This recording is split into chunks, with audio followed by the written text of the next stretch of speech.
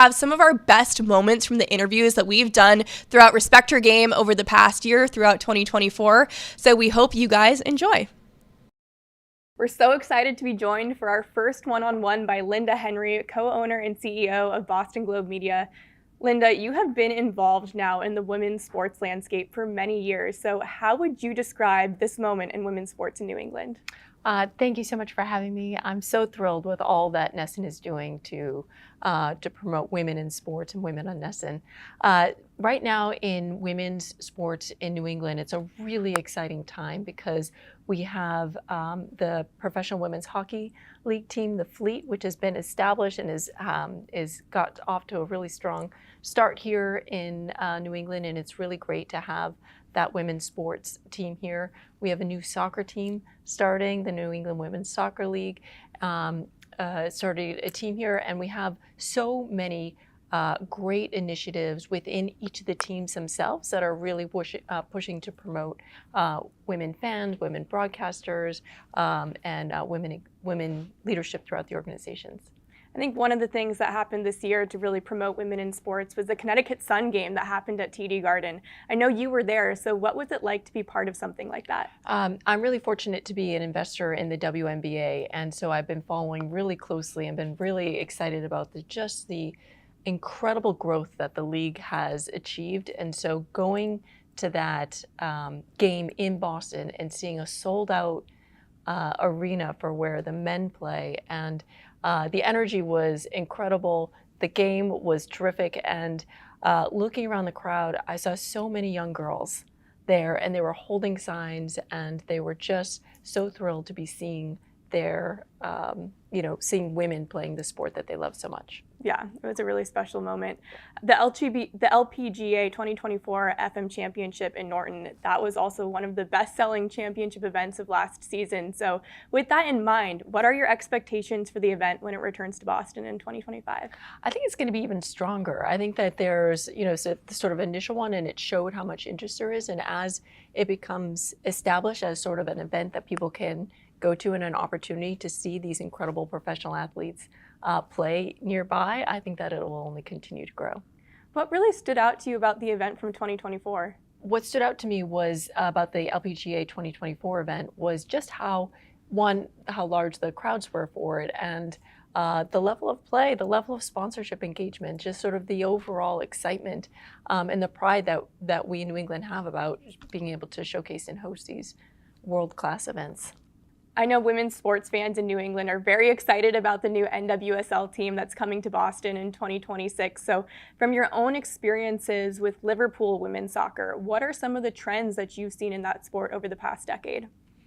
What's been really exciting is the increased investment that we've been seeing in the women's teams in sports. And so, for example, in Liverpool, they signed a new contract with a stadium for them to play in for 10 years, and it's resplendent with all of the Liverpool colors, and it's a sort of that really great dedicated stadium experience, as well as new training facilities that they bought the men's old Melwood facility and have that dedicated for a state-of-the-art training facility for the women. And so the real investment in professionalization and support of these women's team has really been growing. And we've seen that directly with the Liverpool Women's Football Club. And so for the Boston team, I hope to see similar support and growth. And the only point I would take is that it does take a long time to build a team and to build a fan base and that. So we're seeing the women's hockey team in Boston do that now, building that base. And where I'm excited to see the soccer team do that as well. I love that you're using the words investment in time. So when you look at women's sports through a business lens right now, where do you see some of that untapped potential? I think that there's a lot of increase in women's sports right now for a number of different reasons. So one is that the value of all of these sports teams have just been rising. There's just been an incredible amount of inflation, and the price of the men's teams have also gotten really astronomical. And so for people who are just starting to look into joining and investing in sports teams directly, you're seeing a real draw towards the women's teams as they're going. And there were sort of new records set for the women's soccer team in LA. And that what the price was that was invested in at, and this sort of accessible thing. So I think that you're seeing a lot of people looking to invest in sports teams and going into women's sports. And I think that because of the incredible growth that these leagues have had, particularly the numbers of the WNBA in terms of the huge increase they've had in attendance in their new media rights deal, it's becoming, there are a lot more opportunities within it for growth. So you're seeing a lot more attention and investment in the women's sports. Well, when things grow, there's oftentimes a lot of challenges that come along with it. Mm-hmm. So what are some of those challenges that you see for women's sports over the next couple of years? I think there's a lot to be done still. There's a lot to do to continue to grow and expand access to it. So one of the things that's incredible about the moment right now is that we've had the infrastructure go for a number of years to get us to this point. So women are able to play at an elite level all through college, right? Like there's the infrastructure, there's a Title IX, there's the sort of attention to women's sports. When you talk to some older women athletes, they'll talk about how they had to play on the men's team, except for tennis. Tennis has always sort of had its own equality. But a lot of them, women would have to play on the boys' baseball team or play on the boys' soccer team in order to go up. And now we have really just terrific in the United States infrastructure around women's sports all the way up. And so you're seeing women who are incredible, like really, really incredible athletes. And that's a lot more exciting to watch. For someone that's watching this right now at home, what's something that they can do to keep this momentum in women's sports building across the country? So in order to keep this going, we have to show up for the teams, support them, follow them on social media, go to the games, tune into the broadcasts, and show that your support in that way. It really, it means so much to the athletes to see that support and to feel valued as a professional athlete. Thank you so much for your time, Linda. We appreciate you joining us for our very first one-on-one. Thank you so much. What is up, Dara Torres? This is an honor for me, especially as a Boston College Eagle. So thank you so much for sitting down with me today. Oh, my pleasure. I'm happy to be here. You are being honored tonight, downtown Boston at the Tradition, City of Champions, which is perfectly fitting for yourself, 12-time Olympic medalist. What are you most excited for tonight? Well, I have to tell you, my daughter's really bummed she's not here. She's in college, and I was walking around, and down in the doldrums, it has all the hockey names and everything down there. So I was taking videos, and she was like, oh my gosh. But, just to be in the company of the people who are being honored, and the fact that, this is a fundraiser to raise money for the community is very important to me. It's so special. And yeah. I have to just say, you look gorgeous tonight. Thank you. Your dress, it is amazing. Did your daughter help you pick that out? I literally was online, yep, send, that was it. So, and I'm paying for it now because it's very big in the back and I have to keep tying this thing. So hopefully I'll get through the night. But my kids on the team, the girls told me that I need to wear sneakers. So I got my dunks on, so. Perfect. Yeah. Well, that's good. Well, I do want to talk about Boston College, okay. The kids on your team. As a BC Eagle, it is so exciting to have you a part of the community now. BC is so fortunate to have you, really. Why did you choose Boston College? Well, first of all, it's so rich in tradition and history and, the religious background and just everything about it just kind of embodied sort of like what I was looking for. I actually never thought I'd get into coaching. It's just something that kind of happened, and I'm so ecstatic about it. And really, what I wanted to do is just try to turn this program around and get the morale back, and the team culture, and just get these kids to start having fun again, and just start raising the bar as we go along. Yeah, that first day when you got in front of the team, what was that like? What was the vibe? I try not to be, but I think I was a little bit nervous because, we had over 50 kids there, and they're all like paying attention to you. And I think I enjoyed doing a motivational talk more than standing in front of the kids and talking about team rules and other stuff going on. But we talked about goals and what I'm looking for, and we've had individual meetings with the kids and really have an idea of what's going on there and what their needs are and stuff. And You know, it's been a little bit of a learning curve at the beginning, I think, for all parties intended, but, you know, I think everyone's just settled in now and really enjoying it. That's amazing for you to say, because swimming has been a part of your life forever, really, Yes. and you're saying, yeah, it's a learning curve, and there's a lot of things that nobody really sees that you have under your responsibility that's outside of the pool. You know, it's crazy. The guy who hired me, he said, I really underestimated how little you know about administrative work. And I'm like, I had an agent, so he did everything for me. I didn't have to do anything. So, you know, it's definitely a learning curve. Not so much the coaching. I mean, I think learning how to use a stopwatch, because I've never had to use a stopwatch, is something that is a little bit different for me. But the coaching just kind of has come naturally, but the administrative work, like I had no idea how much there would have to be, you know, to get this season going, and between a meet schedule and equipment, and there's just one thing after another. So it's been a lot, but you know, we're plugging along. I'm going to be bummed next year when I can't say, well, this is my first year, you know. So, You don't have that excuse I don't have that behind excuse me. anymore. Oh, that's hilarious. Well, is there a motto or a specific phrase or just team philosophy that you're like, this fall I really want to instill this in my program?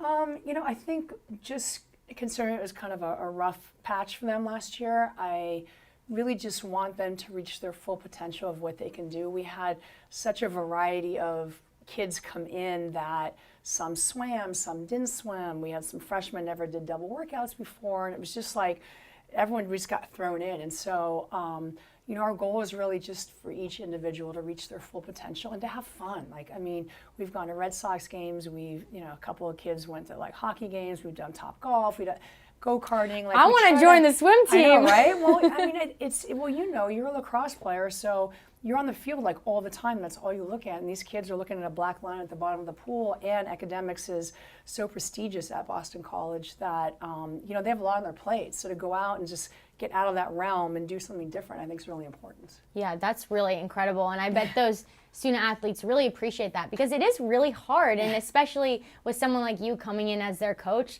they're probably like, oh, it's swimming only, blinders on. But you're able to bring them outside of that and say, you know, this is really more than just what happens here in the pool. Yeah, and I think also the biggest thing that I want these kids to learn coming out of my program is confidence, you know, to when they're done with this chapter in their life and they go on to the next chapter, that they have the confidence to do that. That's awesome. Is there a specific drill or coaching philosophy from a former coach that you've had that you are making sure that you bring to this Boston College team? Yes. What I've really learned just as an athlete and seeing the coaches that I've worked with for so many years and all their different philosophies really is, you're not coaching the team, you're coaching the individual. You know, so yes, people may swim the same events, but every body type's different. How people take things in is different. You know, the mental capacity is different. So, you know, I have 52 different personalities on the team, and you know, I literally dropped my daughter off at Penn State for her freshman year of college. I'm like, oh, empty nester, and then 3 days later, I'm like, oh, I got 52 kids now. So, but it's really been a lot of fun. Like I'm really enjoying it, and you know, it's really just to have that confidence when they leave my program. That's awesome. It truly is a new family that you've taken on, and 52 is a lot of athletes. Yeah, you know, it is, but I think the hardest thing besides a stopwatch is learning everyone's names. I mean, literally when they were in practice after the first week, my associate head coach and I were like, okay, I'm gonna go on Instagram and take like a picture of it, and then, you know, see, like, I have their profile, and then I can match them to who they are in the pool. And we're like, okay, that's Liza. Hey, Liza, you know, and that's really what we had to do, because 52 kids trying to learn their names in like 1 week, we're messing everyone up. So that was pretty hard too. But it's intentional. You're being intentional with Yes. it. You're not just going to say, oh, you're just one of the 52. Exactly. So I'm sure your swimmers are happy to hear that. Yeah. Well, I read your book, Age is Just a Number, and something amazing, by the way. Thank you. And something that really stood out to me was the emphasis that you had on positive self-talk, and especially around your race time. How has that proven to help you throughout your career? So you know, when you're training for something like an Olympic Games, or you're in a sport where, you know, yes, you're swimming, but when you're sitting at the wall and you're around your other teammates, you know, you have to try to be positive. And, you know, for me, I didn't try to like overthink things and get into my head and stuff. Like I do much better actually if I don't think about anything, and I just go and swim and do my thing. And I feel like if I've done all the hard work up to that point, whether it's physical or mental, and go to a meet, that I should just be able to stand up and go. And so I try to, obviously there's a lot of positivity that goes into that, whether it's physical or mental. It's always important for me to surround myself with people who are positive. I'm too old to deal with, all this other stuff that's going on, and it happens in sports, and you know that. And it's just a matter of how you deal with it. So staying positive is really important. That's good, and I think that's a great message for people who even aren't athletes, right? Like whatever environment you're in, if it's your work environment, you want to surround yourself with people who build you up and just positive. Yeah, exactly. And that's what I try to tell the kids. Like if anyone's having a bad day, go into water, say what you need to say, and then pop back up, That's good. So get down in the water. Exactly. So I've had to have a couple talks with a couple kids, and they get it, but I mean, listen, like if I wasn't complaining about something in practice, my coach would think something was wrong with me. So I get it. You're getting ready and you don't know what's coming up, and all of a sudden the coach gives you a hard set, and you're like, oh gosh, but just go into water. That's good. Just go underwater. Get it all out. Bubbles come up, and then you're great. I'm going to use that with my kids someday when they're being naughty. That's right. I love that. Well, I loved learning about you as the BC Eagle, but I would love to learn more about you as the Olympian, 12-time medalist, 4 gold medals. It's a pretty insane sentence for me to say. When you think back to those medals and the journey that those brought you through, I bet each one has a really hard-fought story, right? But is there a specific race with one of those medals that you're specifically proud of? It's hard to say which one. I think what I've learned in retrospect, looking back, is, looking at that road that got you there, like the journey, like you said. That's what makes you who you are, not getting necessarily that medal. But if I had to pick a race, it would probably be the 50 freestyle in 2008 in Beijing, because what I thought when I finished and I looked at the scoreboard, it said that I lost by 100th of a second. And if you blink as fast as you can blink, that's fast. 100th of a second is faster than as fast as you can blink. I mean, it's just you can't calculate how fast that is.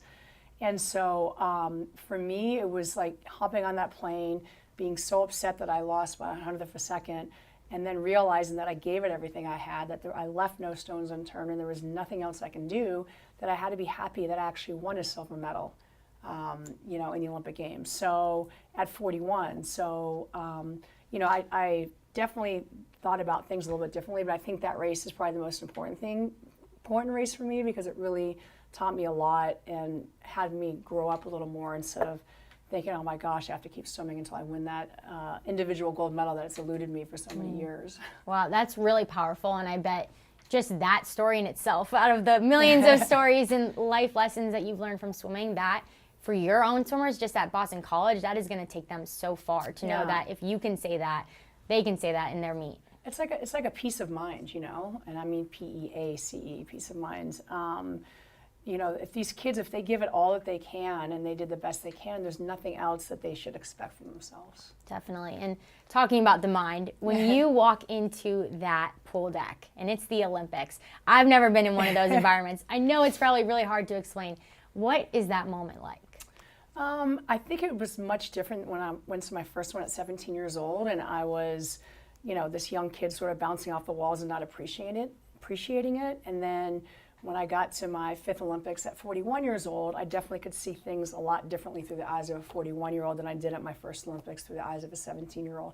So I think you're just a lot more appreciative and just so excited to be there. That's awesome. When you think back to just being a part of the Olympics with all the other Olympians, I bet there were so many people that saw you and were like, oh my gosh, that's Dara Torres, and freaking out, right? But who is an athlete that you were so excited to see there? It was really fun when the NBA guys came into the village, and, they stay at a hotel, the beds are too short for them, and, so, I mean, I get it, and they get mobbed anyway. But when they came to the Olympic Village before opening ceremonies in 2008, and hung out with us, and then would come to and support us and come to the meets, and cheer us on. I thought that was pretty cool. It's so cool. I love it. It's really cool when other athletes, I just experienced this in college, when the football team would come watch us or the basketball team and vice versa. It really just builds that sense of like all one team, and I can't imagine what that was like on the USA front. Absolutely. I mean, it's like a community, I mean, we're there representing the United States, so yeah. Yeah, that's incredible. Yeah. Well, you've swam in so many pools. Is there a favorite pool that you have? I'd have to say Sydney, Australia. The Australians really put on an awesome Olympics, and every Olympics was great, but there's just something about being in a country where they treat their swimmers like rock stars, and everyone knows who everyone is, and they speak English, and it's just so beautiful there, and that was probably my favorite venue. When you say they treat their swimmers like rock stars, what's like different about that? Well, like we would walk into a laundromat and everyone know who we are because swimming is such a big sport there in Sydney, Australia, and they just sort of worship them. So It was kind of fun. Yeah, that is super fun. I love that. Now that you're at Boston College, have your athletes asked you, hey, are you going to get in the pool with us ever? Is that something that's been on your mind? I kind of did. I didn't mean to, but I did. And I hadn't swum in like 5 years and have been in recently 3 different times. And the last one I just popped in with a kid and we swam together. So it was fun. That's good. Yeah. That's so awesome. Well, Dara, we are so excited just to be able to talk to you today. And truly, for me as a BC Eagle, so thankful that you are at Boston College and cheering you on. And I know you've probably got a lot of maroon and gold by this point, but I want to gift you some BC Lacrosse neon, another Boston College color, just to really welcome you to the Boston College community, and we're cheering you on. Thank you so much. I appreciate it. Nice to meet you. Welcome to another one-on-one interview. I am Laura Stickells, this time joined by the head coach of the Boston Fleet, Courtney Kessel. Courtney, season 2, just 2 weeks away, but first I think we should reflect on what a success season 1 was. So what really stands out to you about that inaugural season? I mean, so many things. I think the crowds, the rinks we got to play in, the whole season, it was a little bit of a roller coaster, obviously some highs and some lows, and everyone really just trying to figure it out and figure out the schedule with travel, but just an incredible end to our year, and obviously we fell short, but I think so many things to be excited about. Well, with a new season comes a new roster and a lot of new players here at training camp, one of those being Jillian Dempsey, although she's definitely no stranger to New England, having played at Harvard and then being a captain for the Boston Pride for 6 seasons. I know she played in Montreal last year, but what does her return to New England mean to this team? Yeah, we're excited to have her. I think, like you said, a Boston native, and unfortunately we didn't get her in the draft, and we had to play against her last year there, but we're excited to have her. I think her experience in the locker room, like you said, she's been a captain, she's a leader, she's a natural leader, and so I think we're excited to see how that is and how training camp goes and leading into that. What do you expect to get from her on the ice? You're going to get a smart 200-foot hockey player. She's got a great stick, good details. She's willing to play physical, although she's not too big, so I think we're looking forward to that. Another new player is Ilona Markova, and if she does make this roster, she will be the first Russian player to play in the PWHL. What did you and Danielle Marmer see in her when you were looking to draft her? Because there can be complications when it comes to visas and bringing in international players. Yeah, just a very crafty player. I think that adds something different to your roster, to your lineup, and so we're really excited to have her here and to see what she can do at this level, this speed, and with the physicality. What are some of the differences that you might expect to see translating from that Russian to the U.S. game? I really think her individual plays, like her little 5-foot plays, she sees the ice really well, and I'm excited to see that because I think that brings something different to our lineup. Who's really stood out as a leader so far in training camp? Other than our normal leaders? Yes, other than the normal. It's tough. We really just kicked off. I mean, Elena Mueller, she's a tremendous leader on and off the ice. Just her work ethic alone and her willingness to continue to want to get better, although she's been on the Olympic stage since she was 13 years old, so it's pretty incredible to see just how much better she wants to get every single day. I know I'm personally very excited to see the new logo, the new name, the new jerseys out on the ice. I love that you're repping some of it right now, but what does having a new logo and a new name do for really the character and the identity of the group? I think it just allows, our audience to buy in a little bit more, and I think it's incredible what we came up with. Really resonates with all the Bostonians, and I think they're excited. Our fleet gear's flying off the shelves. Our ticket sales have been great, so I think it allows them to buy in a little bit more to what we're part of here. What does the name Fleet mean to you?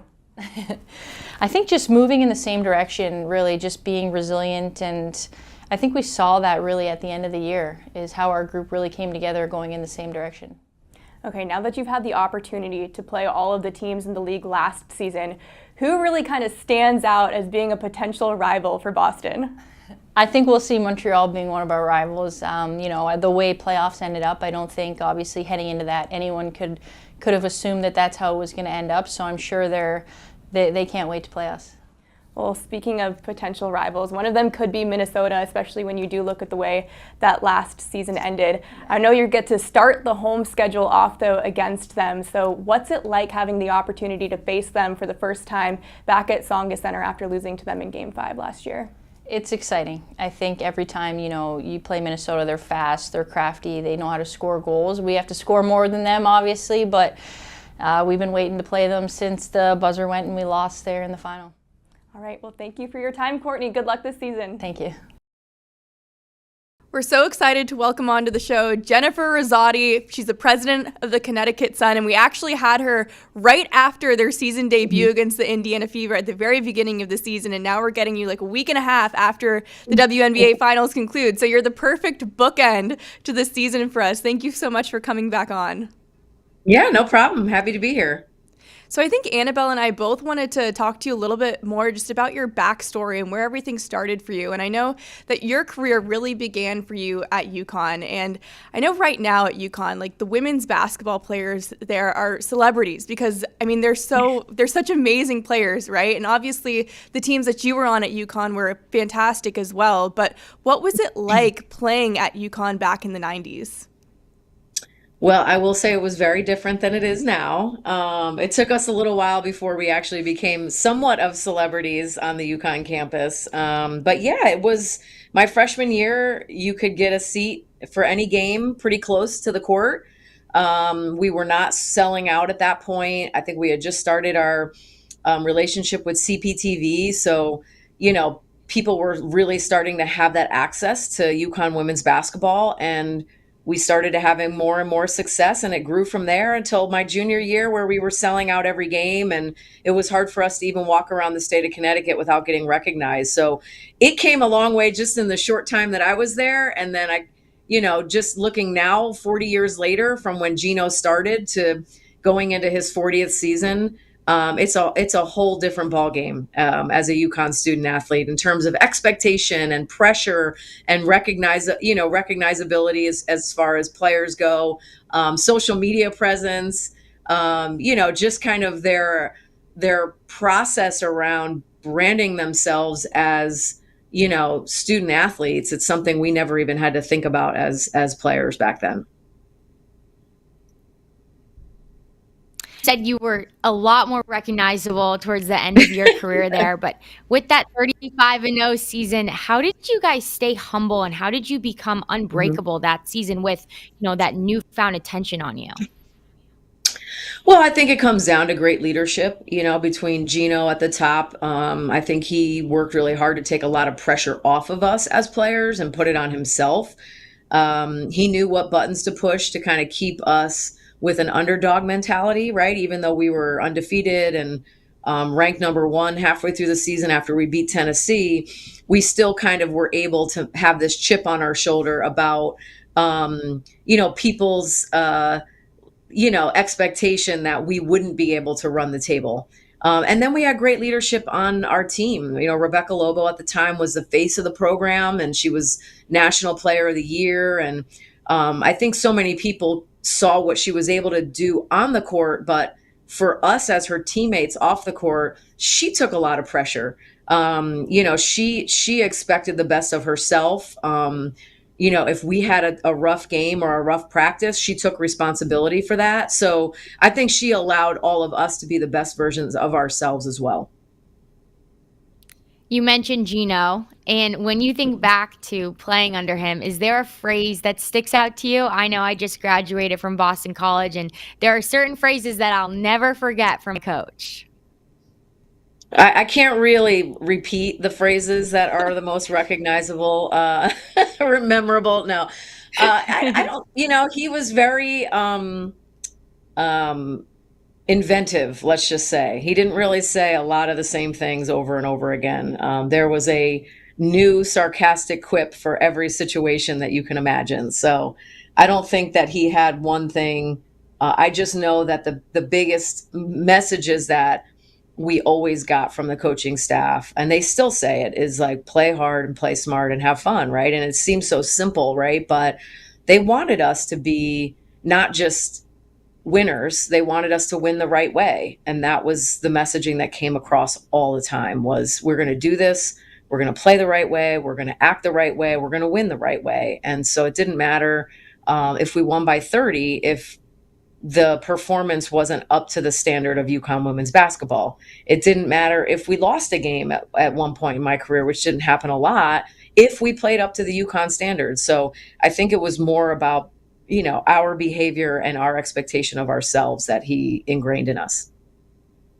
Yeah, that really resonates with me as well. Both Annabelle and I are former student athletes, and there are certain things that I will never forget. My coach always preaching day in and day out.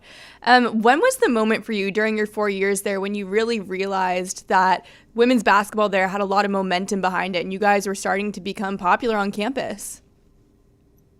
Probably the end of my sophomore year, I would say.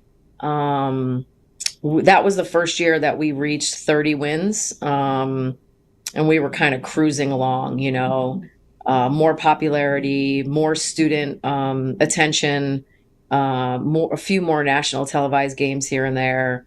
That's when people really, I think, started to pay attention. And then that just kind of catapulted us into, 1994, 95, where we went undefeated.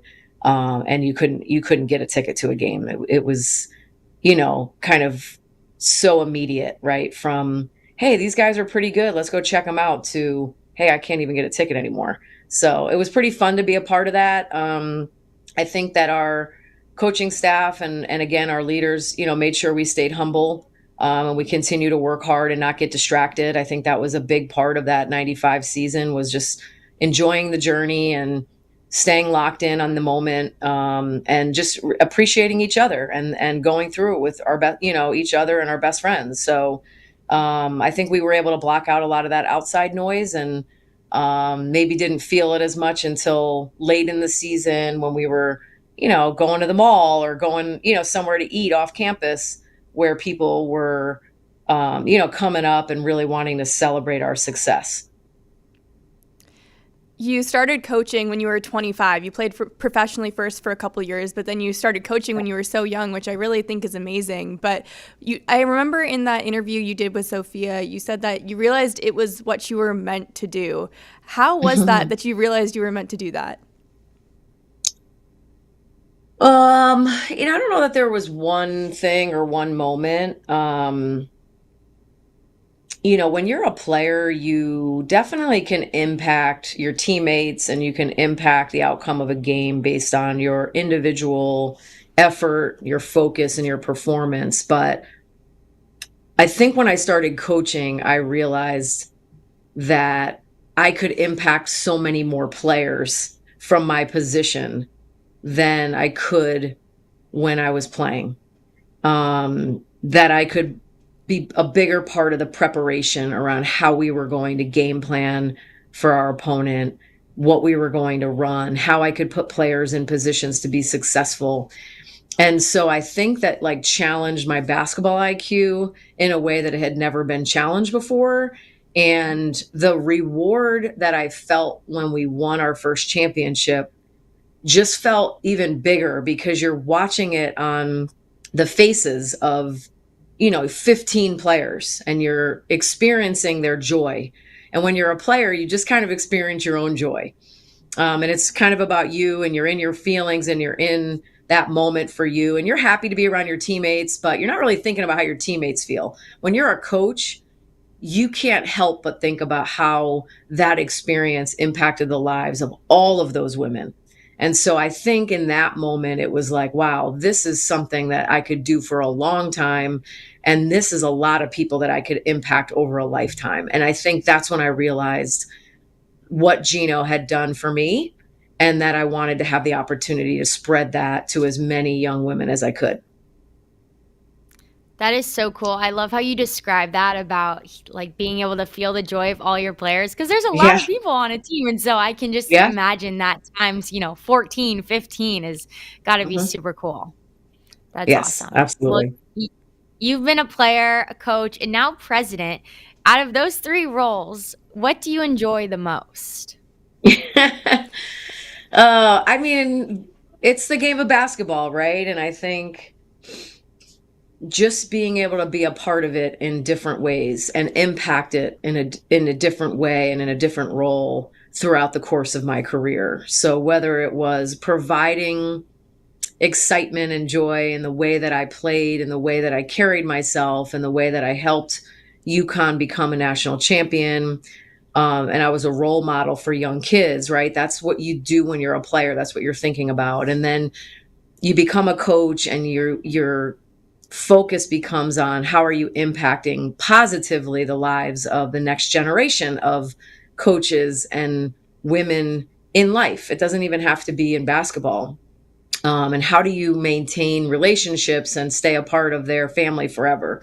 And so coaching becomes all about relationships, right? And impact.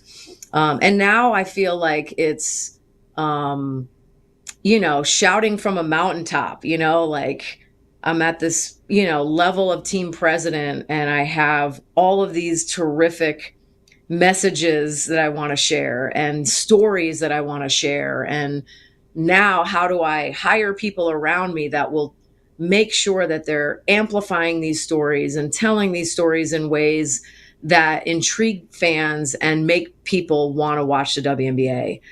How do we celebrate the women in our league that are, consistently, you know, giving of themselves in ways on the court but also off the court as human beings, and how do I support that and promote that and even help prepare them for the next phase in their life. So I think the fact that I've been able to be in a position my whole career where I can help grow the game of basketball and keep trying to make it better for the next generation, that's been, where I feel like I've been truly blessed. Well, one of the things that you did this season to really help promote the game of basketball, especially women's basketball specifically, especially in Boston, was execute that game at TD Garden, the Sparks Sun game.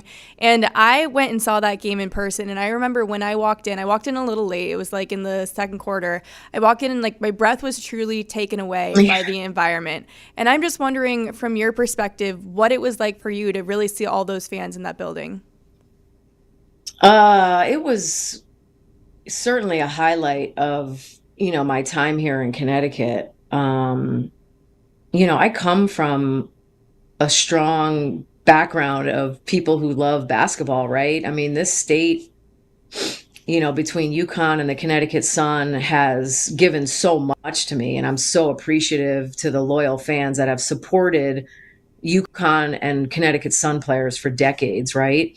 I think I was overwhelmed with Boston because I don't know that we had an expectation that that was what it would be like. I can remember the first conversation with TD Garden was how much does it cost to open the lower bowl and how much more does it cost to open the upper bowl? Because we had no idea how many tickets we would sell. And the fact that we immediately had to open up sales for the upper bowl within a month of going on sale just spoke to like how excited people are about WNBA basketball. And if you bring it to them, they are going to show up and they are going to be loud and they are going to be excited to have an opportunity to be a part of this wave of popularity and excitement around the WNBA. And so I think we were just all overwhelmed, and that there was so much positive reception in the city. We had done a youth festival. We had done a women's empowerment dinner. We did a watch party. We did a block party. I mean, we filled that weekend with Connecticut Sun events and people showed up to every single one of them. And so it just made me really excited because we've been trying to make sure that people know that the Connecticut Sun is New England's WNBA team. We're not just Connecticut's team. We are Massachusetts team. We're New Hampshire's team. We're Vermont's team. We're Maine's team. We're Rhode Island's team. we are the most accessible WNBA team to all of New England. And so it was great to be able to bring that a little bit closer to some of those people. But I think also just to remind them that, hey, come down and see us play, because we want to represent all that's great about New England. I know you definitely want to get fans from Boston down to Connecticut, but what more opportunities or events are you trying to plan to potentially bring the Connecticut Sun back to Boston or back to other areas of New England? Yeah. Well, we definitely will be planning another game up in Boston for the 2025 season. So that's in the works as we speak.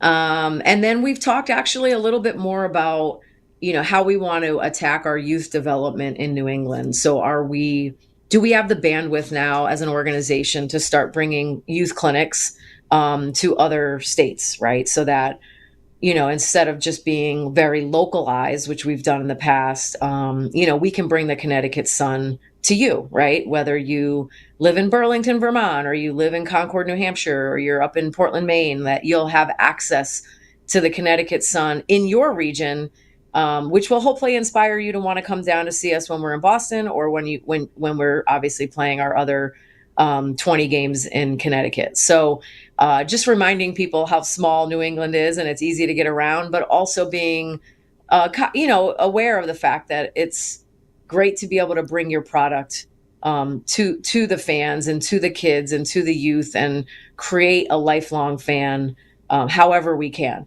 throughout all of the states of New England.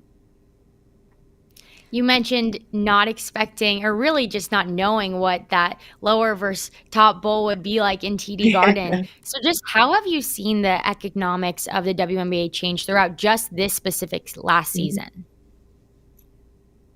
Yeah, there's been a lot of articles and conversation around the growth. I think we've seen record numbers in ticket sales. We've had a lot of franchises see record numbers in overall fans in their arena.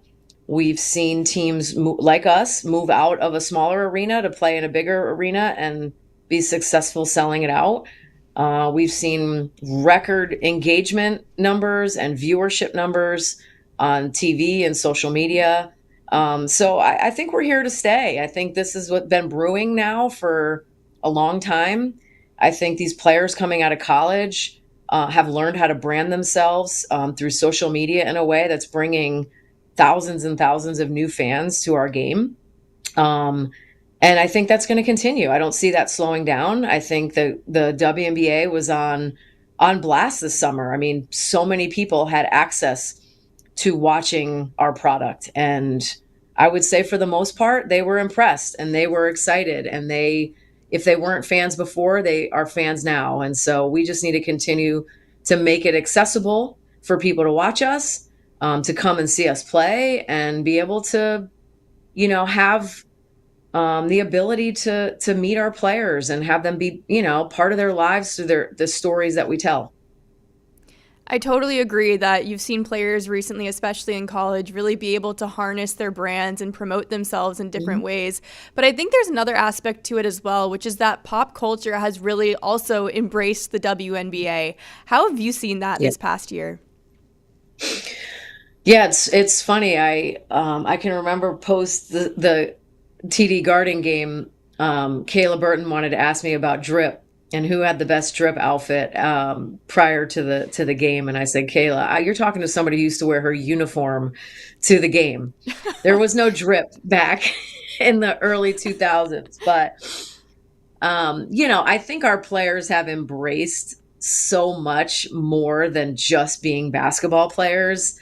And it's so fun, whether it's, how they dress, the businesses that they have outside of basketball, podcasts that they're on, the social media presence that they have.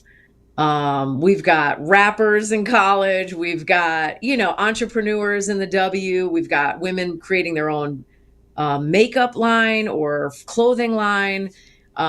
These women have really understood the assignment when it comes to more than just a basketball player, and setting themselves up for life after basketball, which is something that's really important to executives in the WNBA, is that we are helping prepare them for the next phase of their life. And as much as they all want to play basketball forever, they can't. So whether we're providing opportunities for jobs in our front office or our basketball staffs, or we're helping them promote their brands on our social media, I think it's just really important that we embrace them as a whole, right? And we embrace all of the other industries that want to be a part of the WNBA.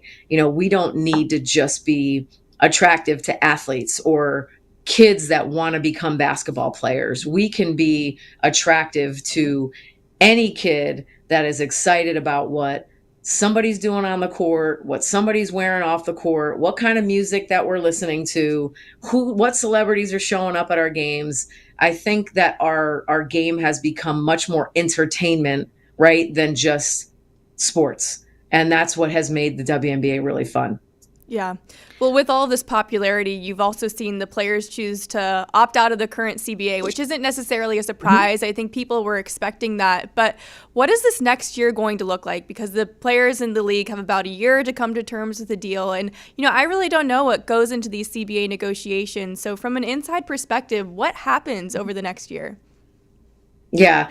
I mean, I can't really talk too much about anything related to the CBA. I will tell you that the opt-out just means that we will enter into a negotiation phase. So the players and their player union representatives and the team ownership groups. And whatever the issues are that they discuss will be eventually agreed upon, right? So that we can enter into the next growth phase in the WNBA. And I think it's really exciting to know that we're at a place where we can grow together, right? I think that's the key, is that both sides want a healthy, relationship. And we want to make sure the WNBA is here and standing decades down the road. And the amount of growth that we've seen in the first 28 years of the WNBA is astounding. And it's still a very young league. And I'm just really proud of the franchises for the investment that they've put into these teams. I'm proud of the players for being essentially the product that we're able to sell, so that we can invest back into them. And I'm proud of the fact that we all want to do this together. We want to build it the right way. So the issues that come up will be something that both sides discuss, but I think no matter what happens, we'll come to a healthy outcome. You mentioned all those external things that the women do, brands that they have, the outfits that they wear, the music that they're listening to, what they do outside of the court, and probably the service that they do in the community. Those are all things that make the basketball player who they are, right? That's a part of them. Yes. And your role as president, you're building this team. Is there a specific moment or memory that sticks out to you when you saw something from a player off the court, not X's and O's, but off the court, where you were like, I want her. That's someone that I want a part of my team? I mean, you could say that about so many of the players in this league. I will say I was fortunate to come to Connecticut when Jasmine Thomas was here, and she was one of the more active players in the league around partnering with an organization to promote and fundraise, right? So she was really involved in the Kay Yow Foundation for breast cancer awareness. And I can just remember how engaged my staff was when Jasmine came to us and asked if we would do like an event around breast health awareness and fundraising efforts for the Kay Yow Foundation.